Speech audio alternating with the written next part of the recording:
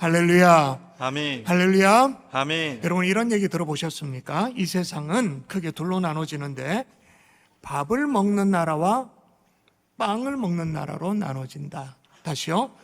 밥을 먹는 나라와 빵을 먹는 나라로 나눠진다. 듣고 보니까 일리가 있어요. 수천 년 동안 무엇을 먹느냐에 따라서 개인의 가치관의 차이라든지 사고방식의 차이라든지 국가의 운명도 달라질 수 있겠구나라는 생각이 듭니다. 자, 여러분, 밥을 먹는 나라와 빵을 먹는 나라의 가장 큰 차이는 뭐니 해도 인구입니다. 여러분, 현재 전 세계 인구가 한 82억쯤 된다고 하는데 세계 인구의 60%가 모여 살고 있는 대륙이 있습니다. 어딜까요? 아시아죠. 예를 들면 중국과 인도 두 나라만 합쳐도 인구가 어떻게 되냐? 얼마 전에 28억을 넘었다 그랬는데 이 두 나라가 합하면 29억을 넘어갑니다. 그러니까 이 두 나라의 인구만 세계 인구의 3분의 1에 해당되어지는 거죠. 인도와 중국이 아니더라도 아시아에는 인구 대국이 아주 즐비한데 예를 들어서 2억 8천의 세계 인구 4위가 어디냐? 인도네시아. 또 2억 4천 세계 인구의 5위가 어디냐? 파키스탄이. 탑 5의 미국을 제외하고도 다 아시아에 다 있어요. 여러분 모두 짐작하시지만 이런 나라들의 아주 공통된 독특한 특징이 뭐냐면 공통점이 뭐냐면 쌀농사를 짓는다는 거예요. 그리고 밥을 먹는다는 거예요. 자, 그러면 주로 밀농사를 지어서 빵을 먹는 유럽 쪽을 가보도록 할까요? 유럽 인구가 얼마일까요? 좀 전에 아시아 인구가 얼마나 말했죠? 얼마가 아시아 인구라고 그랬죠? 야, 여러분은 붕어의 IQ를 갖고 있습니다. 3분 전이었는데 29억이 아시아 인구였다 그랬습니다. 유럽은 어떻게 되느냐? 7억 5천입니다. 그러니까 세계 인구의 9%에 불과하고 아시아 인구의 7분의 1밖에 되지 않아요. 다 합쳐봐야 유럽 인구 다 털 다 털어 합쳐봐야 중국의 절반밖에 안 돼요. 이 중에 1억을 넘는 나라가 있긴 한데 이걸 유럽이라고 해야 될지 참 애매한 러시아가 1억이 넘어요.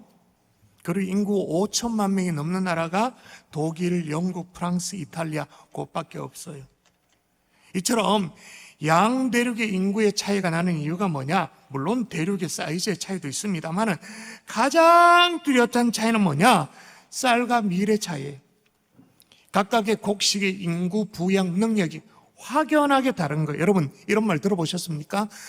쌀로 먹여 살리는 인구가 밀로 먹여 살리는 인구의 10배가 해당되어진다. 10배가 돼. 물론 과장입니다만은 요즘은 밀농사가 많이 개발되어지고 했어요. 그래서 단위 명적당 그렇게 수확량이 올라가고 했는데 그래도 쌀의 인구 부양 능력이 밀의 2배가 되어져요.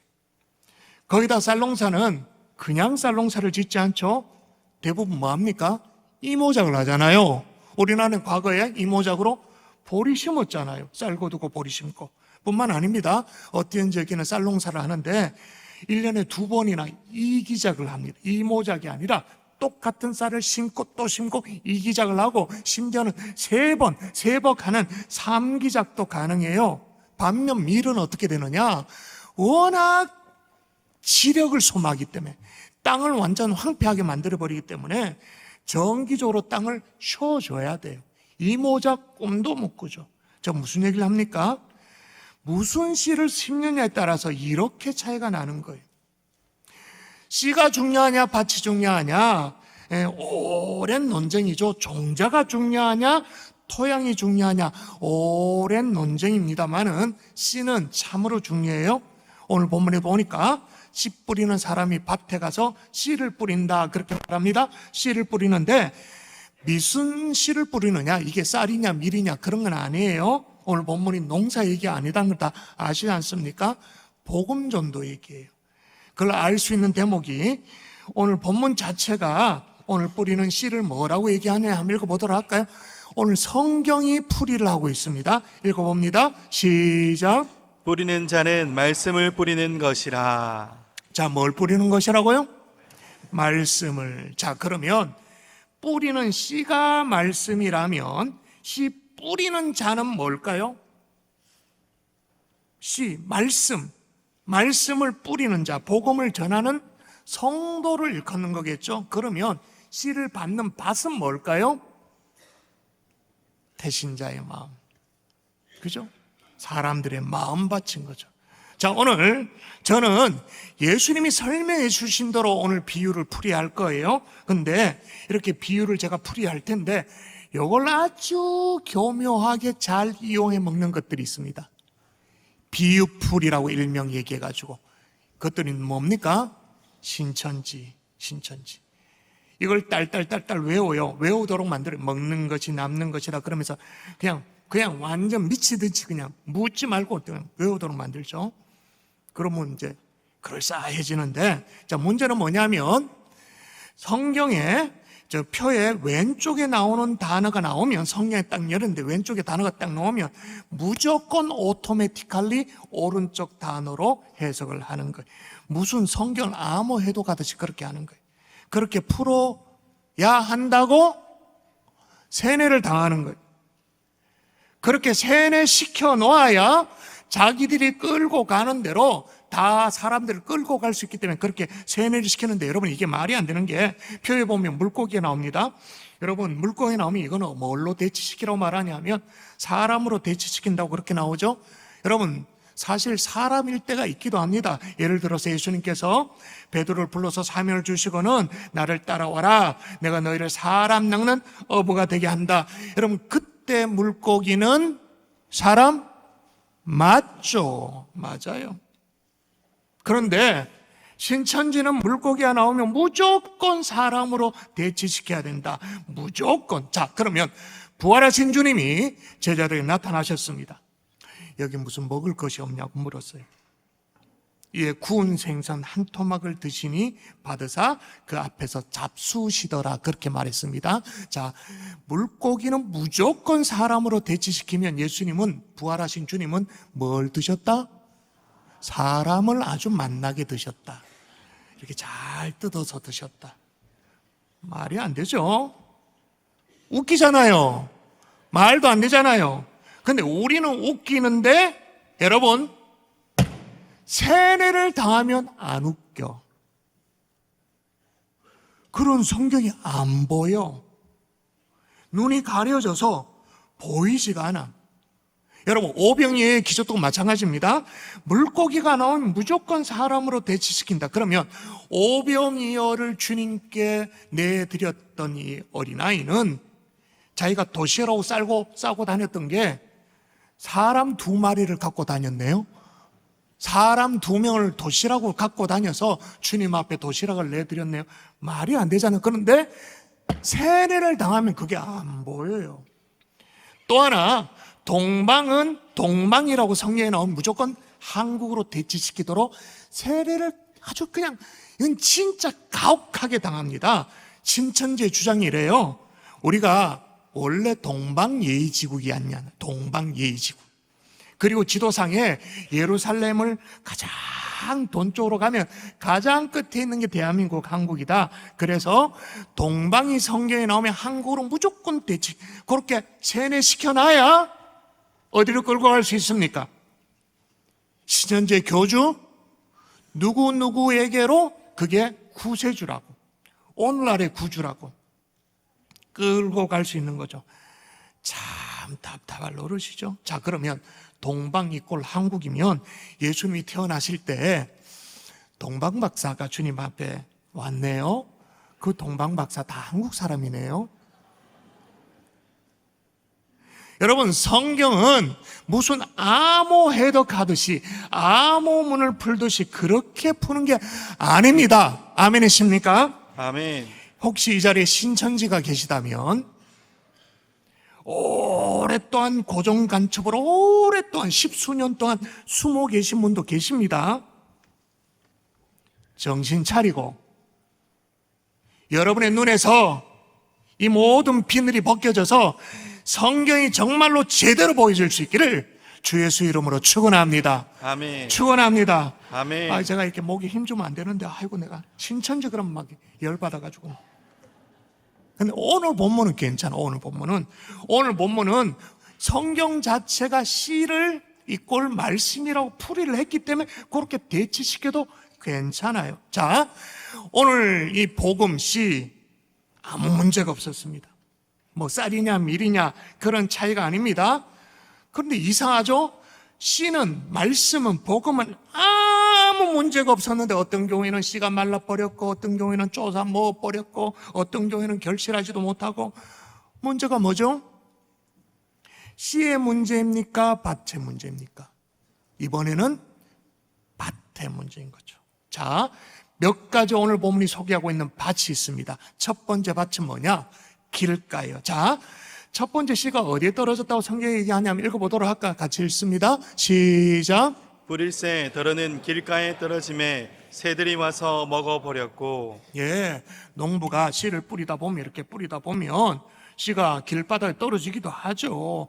여기서 말하는 길가라는 것은 기본적으로 밭이 아니에요. 농토가 아니에요. 팔레스틴의 밭과 밭 사이에 있는 뭐 고랑이라 그래야 되나 하는 좁다란 통로를 말하는 거예요. 성경에 기록될 당시에 로마의 영향으로 하이웨이, 대로가 막 만들어지기 시작했습니다만 아직 그래도 팔레스틴의 대부분의 밭과 밭 사이에 그 난 길, 여기에 사람들도 오가고 농부들도 오가고 또 뭐 짐승들도 오가고 지나다니는 여행객들도 오가고 한참 삐대, 우리말로 전문용어로 삐대, 열심히 삐대니까 길이 어떻게 될까요? 반들반들 길이 나죠. 그리고 아주 굳은 땅이 되어져요. 여기에 씨가 떨어진 거예요. 자, 씨가 떨어지자마자 어떤 사건이 벌어졌냐? 새들이 와가지고는 저 먹어버려. 좀 당연하죠, 그죠? 근데 여기에서 유념해야 될 것은 이 비유의 초점이 뭐냐면 농부가 잘못 실수했다, 그게 아니에요. 그게 초점이 아니에요. 씨앗의 질이 문제가 있다, 그 얘기를 하는 것이 아닙니다. 쌀이냐 밀이냐 그 문제를 얘기하는 것이 아닙니다. 초점은 뭐냐? 씨앗이 떨어진 밭의 상태인 거예요, 상태. 자, 밭이 복음을 받는 사람의 마음이라고 말했는데 길가는 어떤 마음일까요? 어떤 마음을 뜻하는 걸까요? 아주 딱딱한 마음, 완고한 마음, 강팍한 마음, 여간에서는 뭘 받아들이지 못하는 그런 마음, 아주 굳어진 마음인 거죠. 이게 문제인 거예요. 여러분, 퍼스트 클래스 승객은 펜을 빌리지 않는다라는 책이 있습니다. 여기 보입니까? 일본 항공 국제선 승무원으로 17년 동안 근무한, 그것도 1등석 VIP 1구소 1투족을 쭉 살피면서 그들만의 공통점을 정리한 책이에요. 비즈니스석이 아니에요. 1등석, 그러니까 초 VIP가 타는 1등석에 17년 동안 근무를 하니까 공통점을 찾아서 책을 썼는데 그 공통점이 책 제목이야. 그냥 퍼스트 클래스 승객은 펜을 빌리지 않는다. 왜? 1등석을 타는 이 손님들은 언제나 이 메모하는 습관이 있기 때문에 대부분 자신의 펜이 필기구가 있는 거예요. 그 필요할 필요가 없죠. 그러니까 성공한 사람들은 대부분 어떤 습관이 있냐면 딱 보면 저거? 메모하는 거. 야, 이거 좋겠네? 메모하는 거. 야, 이건 내 것으로 삼아야겠네? 이걸 한번 비즈니스 모델로 해볼까? 사역에 뭐 해볼까? 탁 적는 거죠. 여러분, 세상에도요, 이렇게 열려 있어야 성공할 수 있다면 신앙도 마찬가지입니다. 그 마음의 문이 열려 있어야 말씀의 씨가 들어가는 거예요. 복음이 들어가는 거예요. 그런데 여러분, 우리의 태신자는 무슨 얘기를 해도 마음이 꽉 닫혀 있어요. 전혀 들을 의지가 없어요. 아무리 좋은 복음을 아무리 외쳐도 귀를 닫아버려. 이렇듯 닫힌 마음인 거죠. 자, 그러면 태신자는 그렇다 치고 우리는 어떻습니까? 우리는 혹시 우리 중에도 설교를 듣고 예배를 아무리 해도 심령의 감동을 받고 은혜를 받는 것이 아니라 자꾸 삐대기만 해. 자꾸 삐대기만 해. 더 딱딱해져, 더 굳어져, 점점점 더 굳어져. 그래서 얼굴 표정이 더 이렇게 탁탁하고 더 어떻게 저 예수 믿는 사람 표정이 저럴 수 있는가 싶어지고, 독일 신학 교수면서 아주 유명한 설교가 했던 헬무트 틸리케 목사님이 이렇게 얘기합니다. 어떤 사람의 마음이 날마다 많은 차량이 통행하는 도로와 같고 사람들이 시간마다 바삐 지나다니는 쉴 새 없이 분주한 거리와 같다면 그는 영원히 씨앗이 자랄 수 있는 땅을 마련하지 못할 것이다.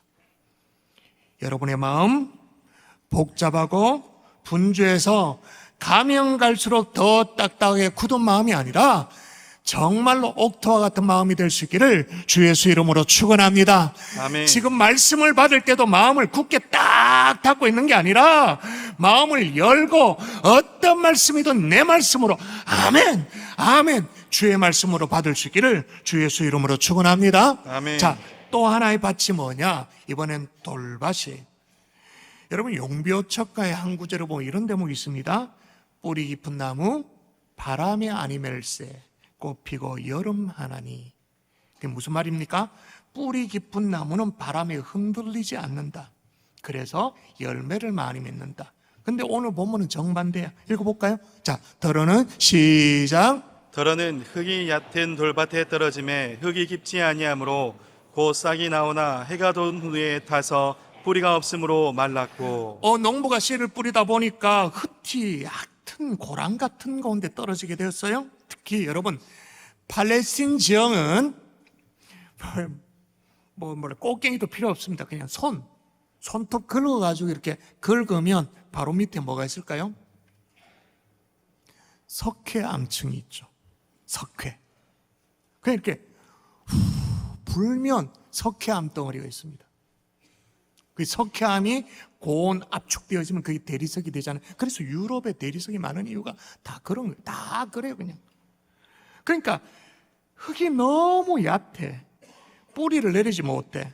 예수님이 이 상황을 아주 구체적으로 설명합니다. 읽어볼까요? 또 이와 같이 시작. 또 이와 같이 돌밭에 뿌려졌다는 것은 이들을 가리킴이니 곧 말씀을 들을 때에 즉시 기쁨으로 받으나 그 속에 뿌리가 없어 잠깐 견디다가 말씀으로 인하여 환난이나 박해가 일어나는 때에는 곧 넘어지는 자요. 자, 여러분 빨간 글씨가 중요합니다. 자, 뭐가 없어?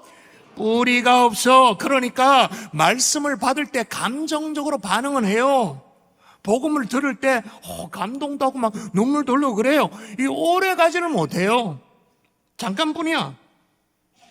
그 언제 그녀라는 식으로 너무 쉽게 요동하고 넘어지고 삶의 현장에서 자빠지고. 왜? 뿌리가 없어서 그런 거예요. 자, 그러면 태신자도 태신자이지만 우리의 신앙의 깊이 어떤가 보십시다. 넘어질 때가 있죠. 오늘 복음서에 보면 이 대목을 이렇게 기록하고 있어요. 누가 보면 이렇게 기록합니다. 더러는 시작. 더러는 바위 위에 떨어짐에 싹이 났다가 습기가 없으므로 말랐고. 오늘 본문은 뿌리를 내리지 못한다 그렇게 말하는데 누가 보면 습기가 없으므로. 습기가 없다 그러니까 제가 이렇게 해석되는 거죠. 왠지 모르게 습기? 야, 이건 눈물이구나. 신앙이 자라려면, 신앙의 뿌리가 내려지려면 반드시 흘려야 되는 눈물의 총량이 있는 거구나. 근데 어느 정도 동의가 되어져요. 은혜를 받아서 흘리는 눈물을 흘리든지 아니면 정말 신앙생활을 하고 있지만 세상 상 가운데 정말 뼈아픈 시간을 보내면서 흘리는 눈물이든지 아니면 내 인격이 깊어지기 위해서 남몰래 흘리는 눈물이든지가, 여러분 우리의 신앙과 우리의 인격이 눈물을 먹고 자라게 되는 줄 믿습니다. 아멘. 이걸 다니엘은 알란가? 우리의 인격이 눈물을 먹고 자란다. 여러분 태신자도 그렇습니다마는 우리부터 쓰라린 아픔과 고통의 눈물을 감내하는 뿌리 깊은 사람 될 수 있기를 주 예수 이름으로 축원합니다. 아멘. 자, 그러면 길가와 같은 다친 마음도 곤란해요. 돌밭같이 얕은 마음도 곤란해요. 세 번째 어떤 밭이 있냐? 가시떨기. 자, 읽어볼까요? 더러는 시작. 더러는 가시떨기에 떨어짐에 가시가 자라 기운을 막음으로 결실하지 못하였고 옛날에 팔레스타인 농부들은요, 농사 짓기가 덥고 힘들고 하니까 우리 같이 농사를 안 지었대요. 참 게을렀대요. 게을러. 그리고 또 기본적으로 유목민이니까 그 양은 그냥 놔두면 그냥 자라. 농사 짓는다, 정착민이 된다. 보통 어려운 게 아니죠. 그래서 밭에 이렇게 솟아나는 잡초들을요, 뿌리채 뽑지 않고 대충 이 부분만 이렇게 슥슥 잘라서 베고는 파종을 해버려. 그랬대요. 겉으로 보면 그냥 잡초가 올라와서 이렇게 쑥 베고 나면 근사하죠. 괜찮죠. 씨를 뿌렸습니다.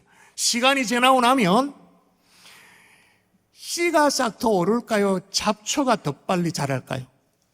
자, 물어보십시다. 우리가 원하는 곡물이 더 빨리 자랍니까? 잡초가 더 빨리 자랍니까? 농사를 잘 몰라도 뭐가 빨리 자랍니까? 잡초가 훨씬 더 빨리 자라요. 그래서 그 잡초가 기운을 다 막아. 그래서 열매를 맺지 못하는, 결실하지 못하는 거예요. 여기 보니까 가시가 자라 기운을 막았다라고 말하는데, 우리가 생각하는 그 가시, 막 삐죽삐죽한 가시, 장미가시, 그런 개념이 아니고 이건 그냥 잡초를 의미하는 거예요. 여러분, 우리가 태신자에게 복음을 전하면 결실을 맺으면 얼마나 좋겠어요. 그런데 잡초가 우거져 있는 마음이 막 잡초가 꽉꽉 차 있어. 그럼 뭐 아무리 해도 결실할 수가 없죠. 그런 마음밭에 말씀의 씨가 떨어진들, 싹이 튼들 열매를 맺기가 참 어렵다라는 거예요. 여러분, 세상 근심 걱정 염려로 꽉 차 있는 밭, 이거 무슨 말씀이 자랄 수 있겠습니까? 갈라디아 말씀에 보니까 이렇게 말합니다. 음탕, 더러움, 호색, 우상, 숭배, 막 술수, 술 맺는 것, 분쟁, 시기, 술 취함, 방탕, 당 짓는 것, 분냄, 불의함, 이런 잡초들이 수두룩하게 있는 거죠. 자, 우리가 계속해서 지금 병행해서 살피고 있는데, 태신자의 마음밭은 그렇다 칩시다. 원래 그랬으니까. 태신자에게 복음의 씨를 떨어뜨리는 우리의 마음밭은 어떤가요? 우리는 어때요? 자, 오늘 말씀 또 읽어볼까요? 다 보십시다. 또 어떤 이는 시작. 또 어떤 이는 가시떨기에 뿌려진 자니 이들은 말씀을 듣기는 하되 세상의 염려와 재물의 유혹과 기타 욕심이 들어와 말씀을 막아 결실하지 못하게 되는 자요. 자, 여기 나오잖아요. 세상의 염려, 재물의 유혹, 기타 욕심. 여러분, 이런 것 빨리, 진짜 빨리 정리할 수 있기를 주의 이름으로 축원합니다. 아멘. 이거 대충 쓱 눈가림하고 손질하는 정도가 아니라 어떻게 해요? 잡초는요, 아예 뿌리채 뽑아야 되는 뿌리채. 잡초가 우거지면 별별 더러운 것들이 막 득실거릴 수밖에 없죠. 여우가 와서 굴을 팝니다. 뱀이 막 숨어듭니다. 사나운 들깨가 자리를 잡습니다. 들쥐가 막 들락날락거립니다.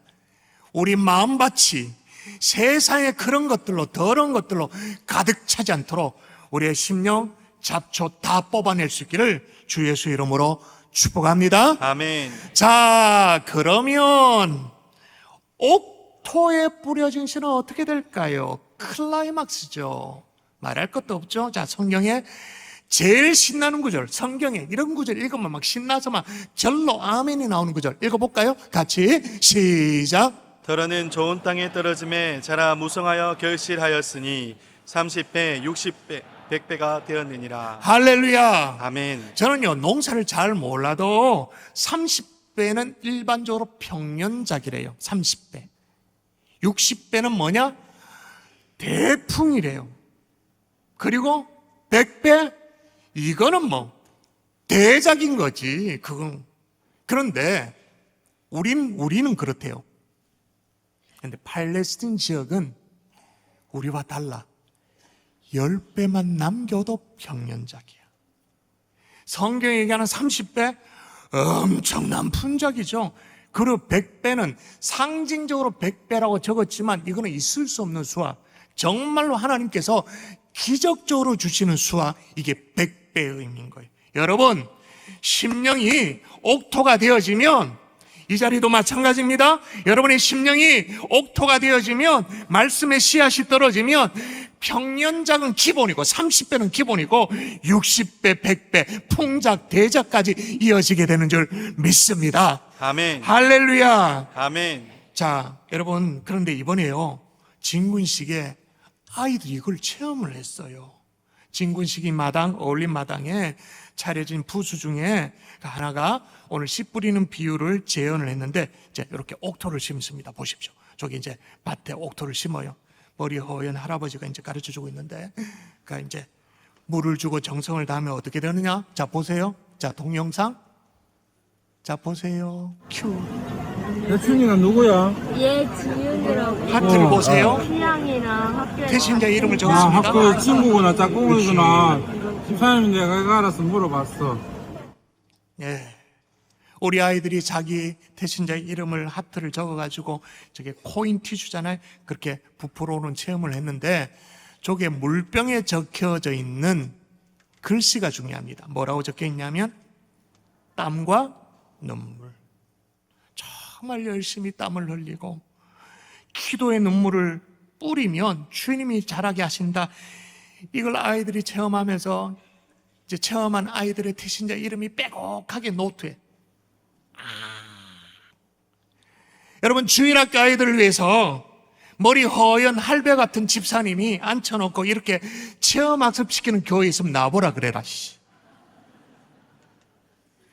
아이들에게 머리 허연 할아버지 뻘 되어지는 그 집사님이 아이들에게 어떻게든 경험토록 느끼도록 하려고 하는 그런 교회, 우리 교회 좋은 교회인 줄 믿습니다. 아멘. 아멘이 그것밖에 없습니까? 너무 교회 성도들인갑다.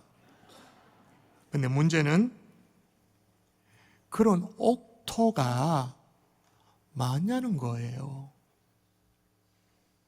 좋은 밭이 많냐는 거예요. 아니, 옥토면 쑥쑥쑥쑥 코인 티슈 물 주면 축축축 부풀어 오는 것처럼 쫙 올라가지.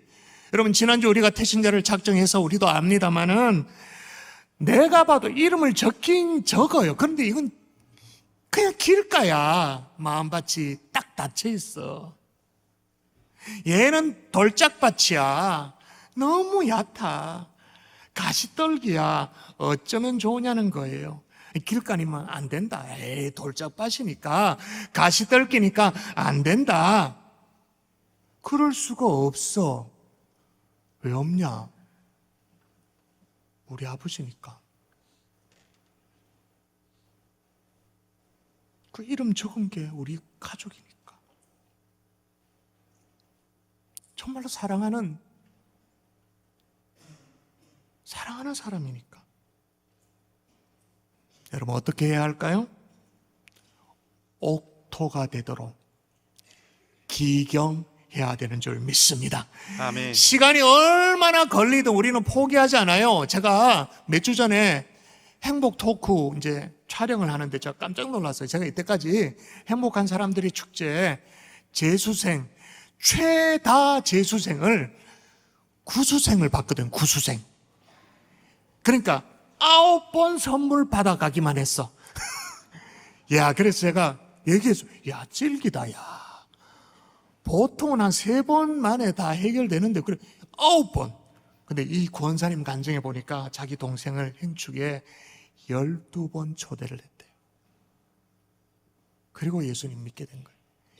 12번이란 말은 12년이 걸렸다는 거죠. 초대하기 이전에 몇 년 동안 기도로 준비는 그거는 카운트하지 않더라도 12년이 걸렸다는 거예요. 여러분, 시간이 얼마 거디든 얼마나 노력을 기울이든 옥토로 만드는 것 절대로 포기할 수 없는 줄 믿습니다. 아멘. 왜? 사랑하는 사람이니까. 여러분, 성경도 보십시오. 읽어볼까요? 여호와께서 시작. 여호와께서 유다와 예루살렘 사람에게 이와 같이 이르노라. 너희 묵은 땅을 갈고 가시덤불에 파종하지 말라. 자, 잘 보십시오. 너희 묵은 땅을 어떻게 하고? 갈고 그렇게 갈고 복음의 씨를 뿌리라 그 말인 거예요. 기경하지 않고 가시덤불에 파종하지 말라. 근데 우리는 주로 어떻게 해요? 평소에 그냥 그냥 개 보듯 닭 보듯이 그렇게 쑥 보고 있다가 살갑게 인사도 안 하다가 갑자기 교회 얘기부터 불쑥 꺼내. 형제지간에 재산 분쟁으로 얼굴 붉혔는데 아직 그게 마음에 풀리지도 않았는데, 화해도 안 했는데 갑자기 막 행축 초청장 들이밀고는 교회 가재. 아니, 나라도 가기 싫겠다. 가정의 달, 어버이날 안부도 제대로 안 보냈는데 어르신 데리고 교회 가자고 막 난리를 쳐요. 친구끼리 서로 인사도 안 했는데 교회 가자고 난리를 쳐. 아니, 나라도 진짜 싫겠다. 옥토로 밭을 기경하고 갈고 그런 수고도 안 하고 그냥 막 씨를 냅다 뿌려요. 여러분, 그렇게 씨를 냅다 뿌리면 싹이 난다 안 난다? 안 난다. 그게 정상이다. 나는 게 기적이지. 그런데도 우리는 어떻게 말하는지 아세요? 옥토로 기경하는 수고도 안 해놓고 아무렇게나 뿌려놓고는 투덜거려. 이번에도 소용없네. 나는 안 되네. 안 되는구나. 낙심해요. 호세아 말씀 볼까요? 자, 너희 시작. 너희 묵은 땅을 기경하라. 지금이 곧 여호와를 찾을 때니 마침내 여호와께서 오사 공의를 비처럼 너희에게 내리시리라. 너희 묵은 땅을 기경하라. 주의 명령을 준엄하게 받을 수 있기를 주 예수 이름으로 축원합니다. 아멘. 자, 어떻게 그러면 기경할 수 있는가 몇 가지만 말씀드리고 오늘 말씀을 정리하겠습니다. 첫 번째 따라 하십시다. 적용입니다. 기도해야 한다. 기도해야 한다. 한 번 더, 기도해야 한다. 기도해야 여러분, 한다. 왜 기도해야 하느냐면, 여러분, 우리의 상대가 단순히 반마찬이 아니에요. 마음만이 아니라 구체적으로 여러분, 길가에 떨어져서 새가 주워 먹었습니다. 그런데 앞에는 새라고 주님이 비유로 말씀하셨지만 뒤에 오늘 성경 본문의 비유를 주님이 풀이를 해주십니다. 자, 주님의 풀이를 볼까요? 읽어봅니다. 시작. 말씀이 길가에 뿌려졌다는 것은 이들을 가리킴이니 곧 말씀을 들을 때에 사탄이 즉시 와서 그들에게 뿌려진 말씀을 빼앗는 것이요. 여러분, 이번에는 누가복음으로 더 노골적으로 볼까요? 같이 길가에 시작. 길가에 있다는 것은 말씀을 들은 자니 이에 마귀가 가서 그들이 믿어 구원을 얻지 못하게 하려고 말씀을 그 마음에서 빼앗는 것이요. 그러니까 말씀의 씨를 그냥 새가 먹었다 그렇게 말했지만 그건 동화 같은 얘기고, 실제로 일어나는 일은 말씀의 씨를 누가 조어 먹어버린다고요? 마귀 새끼가 요게. 이 마귀가 낚아채 가버리는 거예요. 철로 역정의 존 버년도 마찬가지예요. 존 버년이 교회를 출석했어요. 근데 거의 무신란 자와 같은 마음이에요. 교회 나와 예배를 드린들, 설교를 들은들, 그걸 수년째 해도 전혀 마음이 뜨겁지 않는 거예요. 그래서 어느 날 성경을 대하면서 이런 의문이 생겼어요. 나는 교회 이럴 때 오랫동안 출석을 했는데 어떻게 이렇게 익숙하게 예배를 나는 정말 열심히 잘 드리고 있는데, 나는 수없이 많은 설교를 들어왔는데 어떻게 내 마음속에 하나님에 대한 확신이 없고 믿음이 생기지 않을 건, 이게 의구심이 들었대요. 그러다가 어느 날, 참 그것도 감사하죠. 성경을 가까이 하니까 이게 알게 되어진 거죠. 씨 뿌리는 비유, 오늘 본문을 읽다가 엄청 충격을 받았어요. 바로 이 대목.